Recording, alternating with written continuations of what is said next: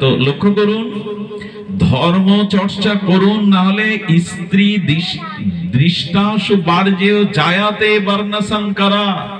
স্বামী স্ত্রী দুই ভাব, দুই ধারার মধ্যে যারা আসবে, সে সন্তান ধর্মমুখী হতে পারে না, আদর্শমুখী হতে পারে না। একটা জিনিস দেখবেন, পূর্ব জন্মের কোন সংস্কার ছাড়া, স্বীকৃতি ছাড়া কেউ শুভ পথে, ধর্মের পথে উঠতে পারে না। বহু নাম জন্ম নামান্তে জ্ঞানবানাং প্রবর্ততে।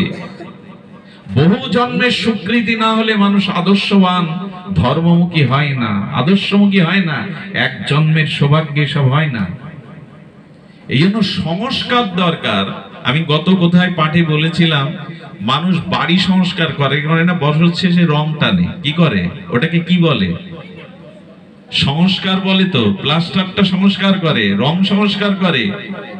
মানুষ নিজের জামা কাপড়ও সংস্কার করে, কাচিয়ে আনে, শালটা কাচাতে হবে।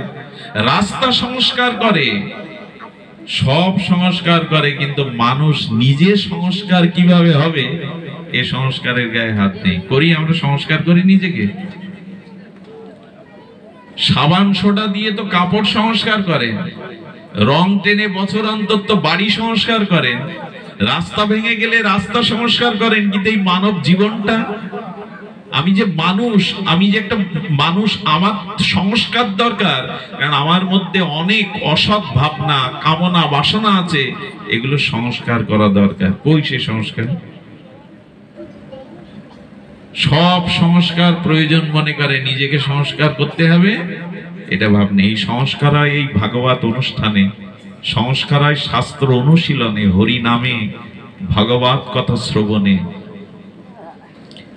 এখন দেখবেন কারো মধ্যে কোনো অসৎ বুদ্ধি, অসৎ চিন্তা আসবে না। কারো মাথায় কোনো কুচিন্তা, সংসারের ভার, বোঝা এখন কাজ করবে না। কারণ আপনি সংস্কার হচ্ছেন। এখন হরি কথা, সাধু সঙ্গে মানুষ সংস্কার হয়। এখন সেই সংস্কারটা আমাদের মধ্যে যাচ্ছে, এই জন্য এখন মানসিক শান্তিটা আছে। এখন অসৎ চিন্তায় পরিবেশের মধ্যে এখন কেউ করবে না। একজনের বাড়ি বীণা ছিল। কি ছিল? বীণা। বীণার ঝংকার তো সবাইকে মোহিত করে, কিন্তু যে বীণা বাজাতো, বীণার রাগ রাগিনী আলাপ করতে পারতো, সে মারা যাওয়ার পরে বীণাটা পড়ে রয়েছে। বাড়ির বাচ্চারা গিয়ে তারে টান দেয়, দিলে একটা তার কেটে গেছে। আর ওই বাচ্চারা যখন তারে টান দেয়, গুরুজনরা কথা বলতে থাকে, ওই তার ঢং করে বেজে উঠলে ওদের লাগে খারাপ, কথা বলছিল।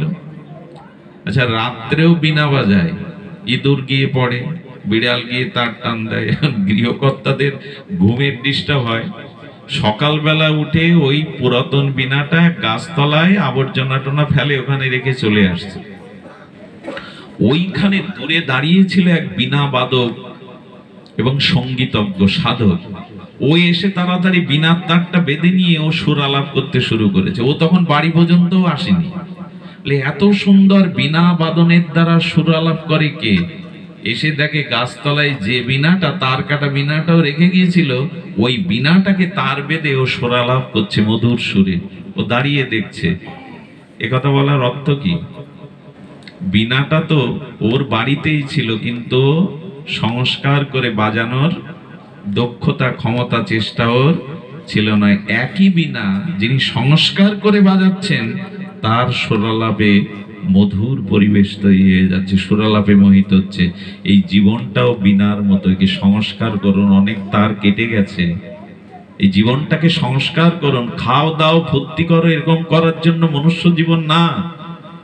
নিজেকে উদ্ধার করার জন্য, নিজের ভিতরে সৎ গুণাবলীর জন্য আপনাকে আমাকে সংস্কার হতে হবে।